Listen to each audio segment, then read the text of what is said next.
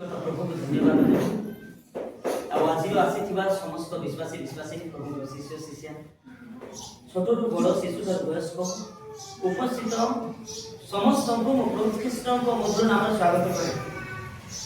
प्रभु आपण बाहुली रूपे आशीर्वाद प्रदान करतु। पुणी थे प्रभु आउ थे सुजोग देले जे तांकर वाक्य आलोचना करने मो से विशेष विशेष प्रभु को धन्यवाद दिए। प्रभु देखिए सुवर्ण सुजोग प्रभु को कृतज्ञता मन करे। वास्तव में से आज आमको ये समय गत दिन मु कही आसुची गोटे थीम गोटे प्रसंग जहाँकि आम आलोचना रखीचु एपर्यंत प्रभु साहाय्य करेतु शरीर रोग आसे कारण जो पृथ्वी आपण मु रोचु ए पृथ्वी रो समस्त प्रकार औषधड़ा भीतर कथे आपण मु अच्छु एणिक शरीर रोग आसबार केतोटी कारण। प्रथम कारण मु आपण सम्मुख रखी प्रथम कारण जे पाप सकाशु रोग आसे। द्वितीय कारण जे अयोग्य भाव में प्रभु बोझ नेबा द्वारा रोग आसे। तृतीय कारण जे पितृपुरुष मानकर पाप सकाशु रोग आसे। चतुर्थ कारण ईश्वर महिमा लगे आसे। पंचम कारण किछि शत्रुता थिले विवाद थिले मुख बळी नथिले अन्य सहित विरोध थिले आसे। षष्ठ कारण शैतान द्वारा मध्य रोग आसे। सप्तम कारण सिद्धता करिवा पाए आउ ताकु जदी गोटे नाम मु देबी अतिरिक्त गर्व हेले आसे। पाउल कहिले ताको विषय रे लिखा जाय सिद्धता और सरलता ऊपर। सप्तम कारण बेसी गर्व हेबा द्वारा आसे। एनिके से कहंती कोन कहंती ना मु जेपरि अतिशय गर्वी न हुई कहंती रे देखो मु जेपरि अतिशय गर्वी न हुई एथि पाई मते शयतान और दूत स्वरूपे मो शरीर रे गोटे कंटक दिया कोन पाई मु जेपरि गर्वी गर्व हेबा द्वारा मते रोग आसे। बेसी गर्व डाकुथिले मते पिला माने सुनंती नै झियो माने सुनंती नै आसंती नै आमे को कहू थाउ जे एते गर्व डाकले भी गर्व पारा कर नै किए सेटा गिदियो नै थी जणा नै किए एटा माता है थी जे भी हो एते गर्व कोन सुनुनु कि गर्व पाइ विचार आसे। अष्टम कारण मु आपन सम्मुख रखिथिली जेतु सदा प्रभुଙ୍କର दास ମାନଙ୍କୁ विरोध करे रोग आसे। ता ऊपर गोटी पद मु आपन सम्मुख रखिकी आसंदा दे तीनटा केतोटी कारण कहिकी मु आजर बाकी विशेष करबी मो से जल्दी करबी। जाकुब 4 अध्याय तार 12 पद के पढ़ी। अष्टम कारण किछि प्रभुଙ୍କ लोकमान को विरोध करे रोग आसे। व्यवस्था दाता ओ विचार करता व्यवस्था दाता ओ विचार करता ए व्यवस्था देइथिबा लोक किए ईश्वर अटंती आ विचार करता ईश्वर अटंती। जणे मात्र से रक्षा और विनाश करने को समर्थ किंतु प्रतिवासी रो विचार करूछ जे तुम्हे तुम्हे किए तुम्हें किए इंग्लिश रे हु आर यू राइट किए तुम्हें किए विचार करबा पाए कारण व्यवस्था दाता ओ विचार करता से जणे मात्र ईश्वर अटंती तुम्हें किए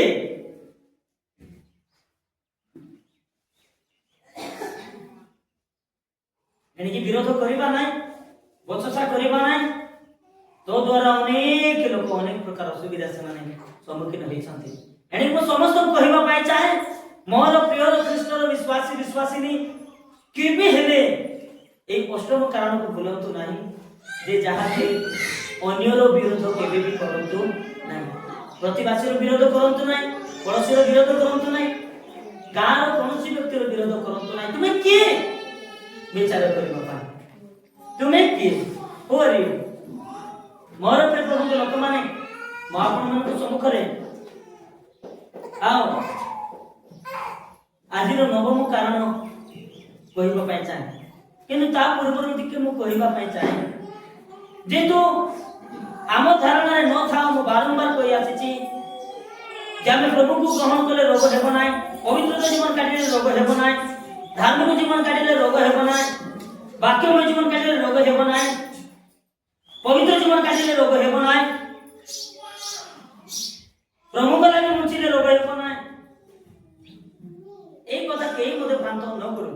ଆଜିର ଅଳ୍ପ ସଂକ୍ଷିପ୍ତ ଚିନ୍ତାରେ ମୁଁ ଆପଣମାନଙ୍କ ସମ୍ମୁଖରେ ପୁଣି ଘେନିଯିବି ଜଣକ ବ୍ୟକ୍ତି ବିଷୟରେ ଆଉ ଦୁଇଟା କାରଣ କି ଆଜିର ବାକ୍ୟକୁ ମୁଁ ଶେଷ କରିବି। ପ୍ରଥମ ଦିନ ଆରମ୍ଭ କରୁଥିବା ସମୟରେ ମୁଁ କହିଥିଲି, ଯଦି ବି ସେ ଏତେ ପାୱାରଫୁଲ ଥିଲେ, ତାଙ୍କର ଅସ୍ତିତ୍ୱ ମୃତ ଅସ୍ତିତ୍ୱକୁ ଚିଲେ ଆଉ ଜଣେ ଜୀବିତ ହଉଥିଲା, ଏତେ ସାମର୍ଥ୍ୟରେ ପରିପୂର୍ଣ୍ଣ ଥିଲେ ହେ ଏଲିସା ଦିନେ ପୀଡ଼ାରେ ମରିବା ପାଇଁ ପଡ଼ିଲା।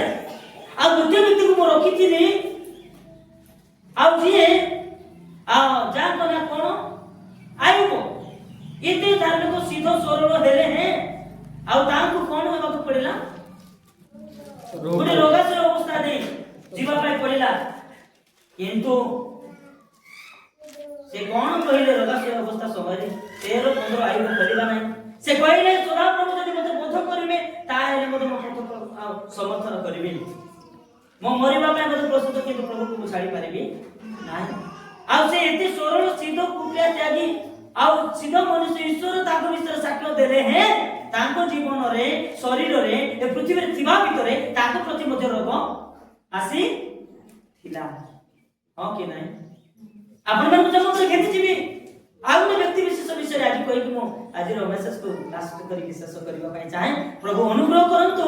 ଆପଣମାନେ ଜାଣନ୍ତି ଏଲିଓଙ୍କ ବିଷୟରେ? ଏଲିଓ କିଏ ଜାଣନ୍ତି?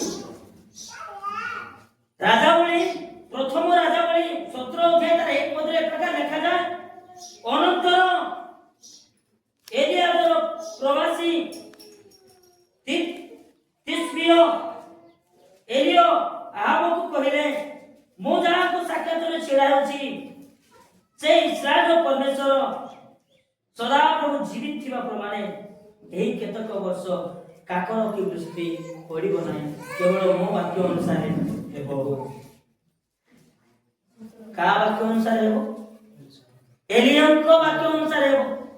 କିନ୍ତୁ ତାଙ୍କ ବିଷୟରେ ବାଇବେଲରେ ଗୋଟେ ପଦ ଲେଖାଯାଏ, ଆଉ ସେ ମଧ୍ୟ ସୁଖ ଦୁଃଖର ମନୁଷ୍ୟ ଥିଲେ ବୋଲି ଆମେ ଜାଣୁ।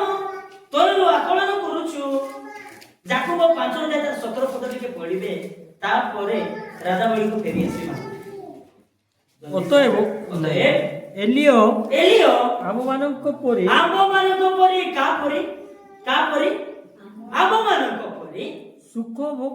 ସୁଖ ଦୁଃଖ ଭୋଗୀ ମନୁଷ୍ୟ ଥିଲେ। ବାଇବେଲରେ ଲେଖା ହେଇଛି, ମାନେ ଯଦି ସେ ତାଙ୍କ ବାକ୍ୟ ଅନୁସାରେ ସମସ୍ତ ବିଷୟ ହେଉଥିଲା, ମାନେ ଆଉ ଯଦି ବାକ୍ୟ ଅନୁସାରେ ବୃଷ୍ଟି ବନ୍ଦ ହଉଥିଲା, ବାକ୍ୟ ଅନୁସାରେ ସବୁ ବିଷୟ ହଉଥିଲା, ତଥାପି ସେ ମଧ୍ୟ ଦୁଃଖ ଦେଇକି ଯାଇଛନ୍ତି। ସୁଖ ବି ଥିଲା ତାଙ୍କ ଜୀବନରେ, ଦୁଃଖ ବି ଥିଲା, ଯେହେତୁ ସେ ମଧ୍ୟ ଜଗତରେ ଥିଲେ।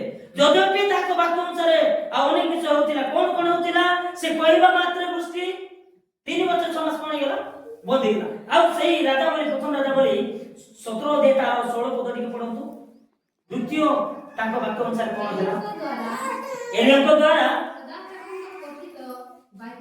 ସଦାପ୍ରଭୁଙ୍କ କଥିତ ବାକ୍ୟ ଅନୁସାରେ ମଇଦା ସକଳ ନାହିଁ, କଳସ ଶୂନ୍ୟ ହେଲା ନାହିଁ। बोलो प्रभु यीशु मसीह की जय। Hallelujah hallelujah. कार वाक्य सदाप्रभुଙ୍କର ପ୍ରେରଣାଦାୟକ नो डाउट। କିନ୍ତୁ कार ସମର କଥା କିଏ କହୁଛନ୍ତି? ଏଲିଓ। କିଏ କହୁଛନ୍ତି? ଏଲିଓ। ଏତେ ପବିତ୍ର, ଏତେ ସାମର୍ଥ୍ୟ, ଏତେ ମିରାକଲ में ଆଶ୍ଚର୍ଯ୍ୟ କର୍ମ କରିବାରେ ଆଉ ଏତେ ପାରଙ୍ଗ ହେଲେ ହେଁ ଯାକୋବ 5:17 କହେ ସେ ମଧ୍ୟ ସୁଖ ଦୁଃଖ ଭୋଗୀ ମନୁଷ୍ୟ ଥିଲେ। ମୋର ପ୍ରିୟ ପ୍ରଭୁଙ୍କ ଲୋକମାନେ, ମୁଁ କହିବା ପାଇଁ ଚାହେଁ, ଯଦି ବି ତାଙ୍କ ବାକ୍ୟ ଦ୍ୱାରା ଅନେକ କିଛି ହଉଥିଲେ ହେଁ, ଯାକୋବ 5:17 କହେ ସେ ମଧ୍ୟ आउ से आउ दुख कष्ट देकी जाइछंती से मध्य आपन को परि म परि एने कि मोर प्रभु लोक माने म आपन मान सब करे नवम कारण कहिबा पाई चाहे नवम कारण रोग आसीबार नवम कारण नवम कारण नियम पालन न कले रोग आसे नियम पालन न कले रोग आसे मो से बात करबे प्रथम समय 5:6 जल्दी साहाय्य करिवे प्रथम समय 5:6 मात्र असत्य लोकमानक उपरे सदा प्रभुଙ୍କ ହସ୍ତ ଭାରି ହେଲା ସେ ଅସଦକୁ ତହିଁ ସୀମାସ୍ଥିତ ଲୋକମାନଙ୍କୁ ବର୍ଷ ରୋଗରେ ଆଘାତ କରି ସଂହାର କଲେ ବର୍ଷ ରୋଗ କି ରୋଗ ଆସେ ନିୟମ ପାଳନ ନ କଲେ ପ୍ରଭୁ ଯୋଉ ନିୟମ ଦେଇଛନ୍ତି ନିୟମକୁ ପାଳନ ନ କଲେ ମଧ୍ୟ ରୋଗ ଆସେ ଏଇଟା ହେଉଛି ନବମ କାରଣ ଆଉ ଦଶମ କାରଣ ଆପଣଙ୍କୁ ସଂଖ୍ୟା ରଖିବା ପାଇଁ ଚାହେଁ ସିଧାସଳଖ ଯିବା ମୋ ସହିତ ବାହାର କରିବେ ଆଉ ईर्षा करबा द्वारा रोग आसे कोन करबा द्वारा ईर्षा करबा द्वारा रोग ईर्षा माने कोन जणे गाड़ी किनिले हम ईर्षा होछु आ गुटे भौणी जदी भलो साड़ी पिंदिले ईर्षा होछु ओ मोर पुटी के उठिया से पिंदुछि हमर पुटी के आउर टिके से माने डेवलपमेंट होछंती हैं तांकर घरे गोटे बाइक आनले आंकर घरे टेंशन तांकर घरे गोटे कार आनले ए माने चिंता रे पड़ी जाउछंती तांके जदी गुटे भौणी जदी साड़ी पिंदबे भलोडा जदी से साड़ी रो दाम 3000 रु 5000 हेथिबो बोले ए भौणी रो टेंशन पड़ी जाउछि एडा ईर्षा बोली कहै ईर्षा एबादर रोग आसे जानि रखि थांतु दशम कारण भी वेरी इंपोर्टेंट आपण मो सहित पद काढंतु ईर्षा करबा द्वारा हाडर कैल्शियम कोन कहले कैल्शियम कमी जी हाडर आ कौन कौन हेबो म जानि नै म से बाहर करबी तो पदे 14 रो 30 ईर्षा केबे भी करबा नै ईर्षा करले मथ रोग आसे ई तो पदे 14 रो 30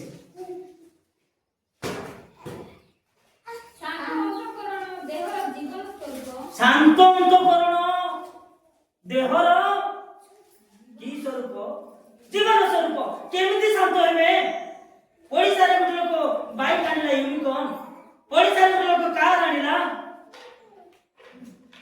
साइने आउ जने बोले आनिबो कोनोसी वस्तु आनिबो मो पड़ोसी आउ गोटे भौणी से भलो साड़ी पिंदिले भलो भाई जने भलो ड्रेस पिंदिबे ये केतबे शांत होई परनो शांत होई जाउची ए परिवार शांत होई जाउछंती एते डिसाइड करछंती ईर्षा रे जळी जाउछंती ईर्षा करबा द्वारा कोन होय जानछंती शांत अंतःकरण शरीरर जीव हां देहर जीवन स्वरूप किंतु ईर्षा हाड़र क्षय करे कोन क्षय करे कैल्शियम कमी लिबो मन रखि थांतु मु कहि देबा पई जाय मोर प्रभु लोक माने जदी किछि ईर्षा अछि आपण को जीवन में आपण भौणी को तांगर पिनिथिबा केत्र विषय देखि सहयोग करि पारनांती तांगर साड़ी माई सहयोग करि पारनांती समानर परिवार केत्र विषय में सहयोग करि पारनांती हाड़र सहयोग कर मोर प्रभु लोक माने मु कहि देबा पई चाहे जे हम ईर्षा हेबा नै प्रभु अनुग्रह करतो दया करतो 10 नंबर कारण जेतु कोन कहली मु कोन कहली ईर्षा द्वारा